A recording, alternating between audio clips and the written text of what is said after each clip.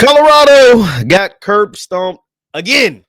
Second week in a row that they got the brakes beat off of them. What this means about the team and why did some of us see something like this coming after the departure due to the NFL from Travis Hunter and Shedeur Sanders, and why there should be no excuse even after losing those highly, highly talented players. Let's talk about it after the bumper. Stay tuned.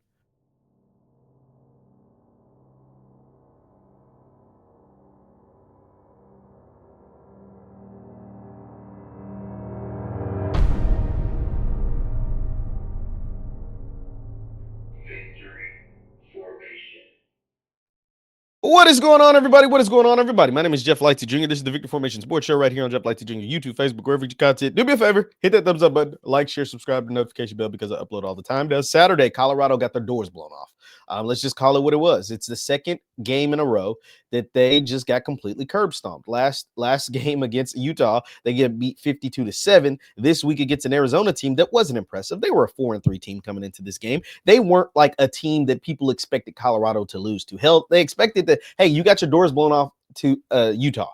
Let's bounce back against Arizona. And that just simply was not the case. From the get-go, it was ugly. I mean, Arizona, Noah Fafita, I'm not here to disparage players, but Noah Fafita is not a very good quarterback. He threw for 4 touchdowns on 11 completions on Saturday. 4 touchdowns on 11 completions for 213 yards. It was just piss poor tackling, pathetic. I mean, look at this stat line by Mr. Mahdi. Ismail Mahdi, 3 carries. I don't know why my mouse isn't working. 3 carries for 85 yards and a touchdown. The man averaged 28.5 yards a carry. 28 yards a carry? What are we talking about? Like, what are you doing in practice? What is happening? And I know there is a bunch of excuse makers that want to go out there and say, oh, this is because this, that. No, there is no excuse for a running back to have 3 carries for 85 yards and a touchdown. There's no excuse for one young man to have 1 catch for 57 yards and a touchdown where 5 dudes should have tackled him. This young man, Trey Spivey, Gio Richardson looked like the second coming of Antonio Brown out there with his 2 catches, just making dudes miss. Trey Spivey looked like Braxton Miller on that play against Virginia Tech way back in the day. Like, all of these things were happening to Colorado that shouldn't have happened, especially when your coach says you had a good practice, especially coming off a 57-7 blowout, a 57-7 piss poor performance the week before. And Caden Salter, I'm sorry, the Caden Salter experiment needs to be done. And why in the hell are they still putting in Ryan Staub? Like, what are we doing? You have a 5-star that you paid over $1 million in Juju Lewis to come to your school. You keep telling me he's not ready, but yet each and every single week across college football, I see freshman quarterbacks that are playing. Utah played a freshman quarterback. Michigan plays a freshman quarterback. Dylan Raiola started as a freshman at Nebraska. Hell, then Nebraska this week put in a freshman quarterback when Raiola went down. A freshman out of Compton, California. TJ, I forgot his last name, but young man at quarterback. Why is every single freshman across the country ready, especially now? I get it. Week 1, he may not have been ready. Week 1, you don't want to trot him out there. Week 1, okay. We're not in week 1 anymore. We're 8 games into this thing. 8 games into this thing, you're telling me a 5-star freshman that you paid over $1 million can't help you contribute right now? He can't help you contribute right now. This is embarrassing.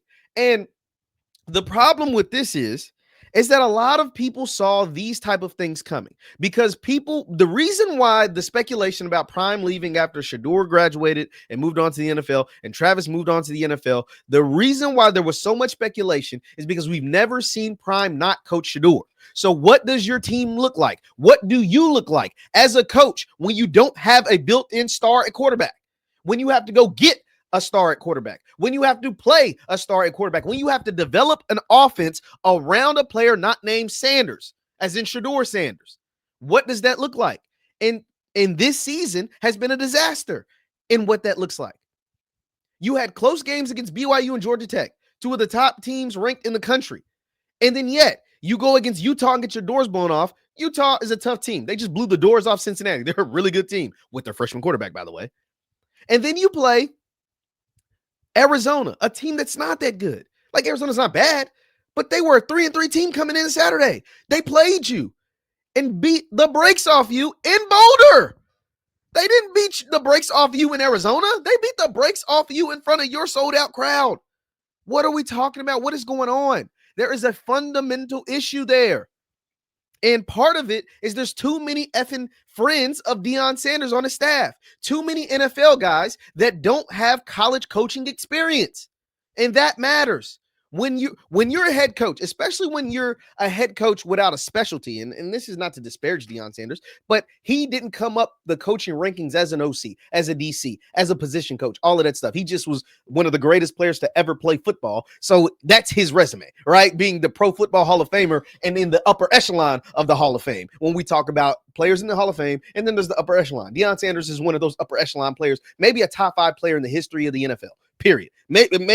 Most no doubtably a top 5 athlete in the history of the world. Maybe number 1. I don't know. Shohei Ohtani's kind of going crazy, but he might be number 1, being a big time MLB player and obviously an upper echelon Hall of Fame player in the NFL. But so he's a CEO type of coach. He's not the traditional former OC that can scheme up plays, former DC that knows when to blitz and all that stuff. He's a CEO type of coach. And so when you're a CEO type of coach, your hires they matter so much more. Who you hire and who you put in position to help you lead your football team matters so much more. And these guys that Deion Sanders has in positions to supposedly help him lead his football team aren't guys that are used to coaching in college. There's a bunch of Brian Leftwich's and Pat Shermers and Warren Sapp's and Marshall Faulks. Some of these guys had zero coaching experience. Marshall Faulk has zero coaching experience, last I checked. Warren Sapp has zero coaching experience, last I checked.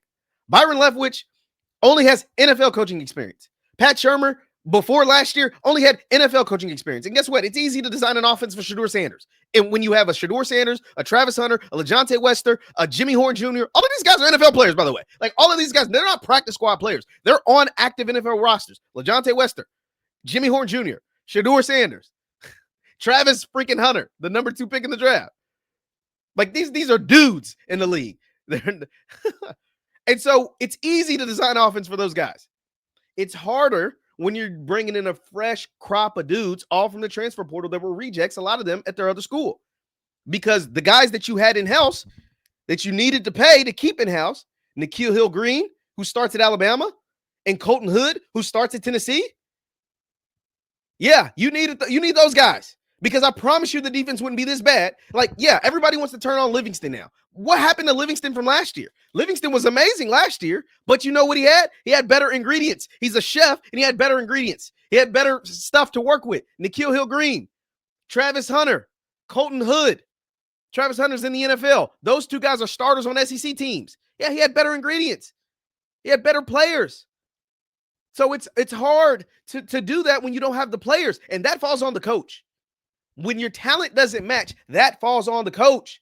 And when you have Deion, who doesn't recruit, he doesn't recruit high school, so you're not building a base, right? When you essentially refuse to take all but 5, 6, 7, 8 high school players a year, and you rely on 40 transfers a year that are 1-year rentals. These are 1-year mercenaries, 1-year rentals. You're not building a base. You're not building something to fall back on. You're not building a culture. You're not building a culture there in Boulder. And so then when and the thing about the transfer portal, it's always hit or miss. These guys are never a for sure thing. There's a few guys that enter the portal every year that, hey, he's going to be a for sure thing. There's very few in between. Most of the guys are a coin flip. And when you don't have a stabilizer like a Shedeur Sanders at QB, and you're taking coin flip players, it's a lot more likely that guy's going to bust and not hit. And that is frustrating because the stuff, everything is still out there on the table. The Big 12 is a wide open conference. We said Utah smacking teams around. Houston got beat by West Virginia. I mean, like, a bunch of stuff is open in the Big 12. Arizona State still trying to find their footing after making the playoff last year. And people have said, well, Jeff, it's a rebuilding year. They lost Shedeur and they had this and they had that. Then what was the point of bringing in Juju? If you're not going to play him, what was the point of bringing him in? What was the point of bringing him in if you're not going to play him until week 8, week 9, whatever week we're in, week 10? What was Colorado, 3-6? We're talking about week 8 or week 9, game 9, because they finally played him and he looked like a 5-star. He's young. He's going to make mistakes. But guess what? You got to learn through those mistakes. And he looked like first play of the game, he made a throw not stopped or Caden Salter could make. Dime. He made another throw. The guy just fumbled the ball. That's not Juju's fault. It's receivers fumbling the ball. It's frustrating because everything is there for them. And what people were scared of, me being people, and the criticism that I've had over the years is that, are you building a foundation that is sustainable? When you bring in 40 to 50 transfers every single year and you have 38 guys that are leaving your program this year that are seniors, grad transfers, or whatever, and then there are going to be more guys that enter the portal because you're going to force them out, and some people calling it fake Louis or whatever, that is tough. It's tough to sustain and build a real team because guess what? Every big time program, because Colorado's a big time program. You're in the spotlight like you're a big time program. Every big time program loses big time players every single year, whether it's to the NFL draft, to injury during the season, to the transfer portal, whatever. And guess what? Everybody has to deal with it. Kenny Dillingham has to deal with it at Arizona State. Because I'm just use the teams in your conference. Kenny Dillingham lost Cam Scatterboo. Cam Scatterboo's a really good freaking player. He's good for the Giants before he got hurt. He lost Cam Scatterboo. BYU, I forgot that. I don't want to butcher their coach's name, but he lost his quarterback right before the season started. His starting quarterback, Ratslip, who's killing it at Tulane, by the way, he lost him because of code of conduct thing at BYU that only applies to that school or applies to schools like that. He lost him right before the season. They're still kicking ass and taking names. So that's not an excuse, losing big-time players, because guess what? Every single program loses big-time players every year. It's up to you as the coach and you guys as a staff to replace those players and to get those new players to buy in and to have a base of players that you're ready to elevate the next season. And you haven't built that base. In 3 years, you haven't built a base. That's a problem. You have guys on the 0 to 60 podcast, Matt McChesney.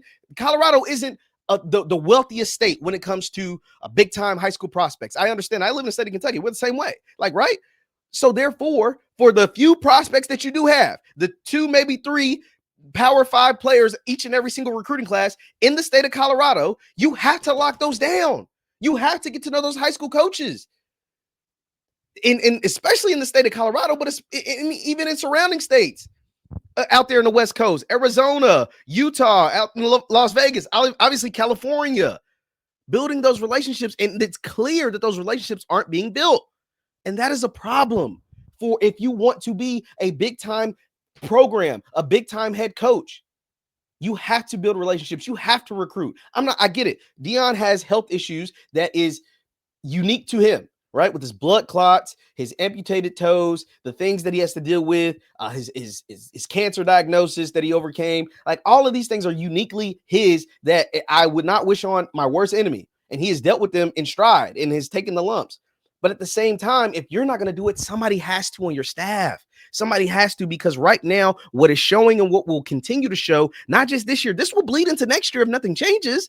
This will bleed into next year. And then you will start to see your program, which was once the hottest program in the country, hotter than Alabama, hotter than Georgia, hotter than any team in Michigan, Ohio State, whoever. Colorado was above all of them. And you will see that it's already declined. Colorado is the least talked about team that was up there with them as far as being talked about and relevance, the least talked about team in the country right now when it comes to those type of programs that were getting talked about the way that Colorado was getting talked about just a year ago. And now that will continue to fade into obscurity if nothing changes. And the thing that made it even worse, to put the turd cherry on top, is that Deion gets to the post-game presser, and I think it was horrible. I think his post-game press conference was horrible. The man went out there and said a loss is a loss. All losses are yes, they all count the same, but all losses aren't the same.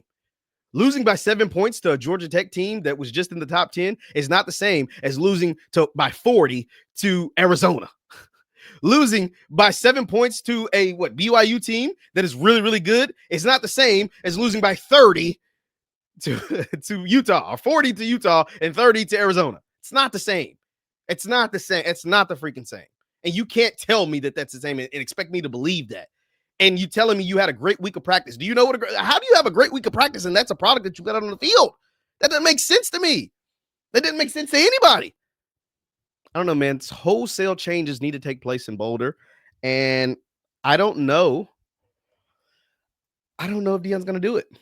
I don't know, especially for this year. You need to go ahead and give the keys to Juju. But the other thing too, and I get it, he said he wants to look out for the best interest of the player because he wouldn't commit to Juju full time, essentially because he said Juju may want a red shirt. He and his family may want him to red shirt. And what that tells me is if Juju wants the red shirt this season, what that sounds like, I'm not saying that's what it's going to be. What it sounds like is he don't plan on being there next season. He's like, oh, this is a bleep show. I want to get up out of here. I want to use this red shirt, preserve my freshman season, and then go find somewhere else to play. Somewhere else that seems to know what they're doing. Somewhere else that's not getting blown out each and every single week. And that to me would be an indictment of the program that you're currently building in Boulder, that Deion Sanders is building in Colorado. I don't know. You guys let me know your thoughts in the comments down below. Colorado CU gets blown out for the second week in a row, and things need to change. Drastic changes need to be made. And I'm not even so sure it's Livingston. Everybody wants to put the blame on Livingston. I don't know if it's that. Caden Salter obviously needs to hit the bench. He's turned the ball over way too much for a fifth-year senior, but they didn't develop an offense. They're using the Shedeur Sanders offense for Caden Salter, and that's not how it works. That's not how it works at all. Let me know your thoughts in the comments down below. Let me know your thoughts in the comments down below. Once again, my name is Jeff Lightsy Jr. This is the Victory Formation Sports Show right here on Jeff Lightsy Jr. YouTube, Facebook, wherever you content. Do me a favor, hit that thumbs up button, like, share, subscribe, notification bell because I upload all the time. Thank you guys for tuning in. I'll see you next time. Peace.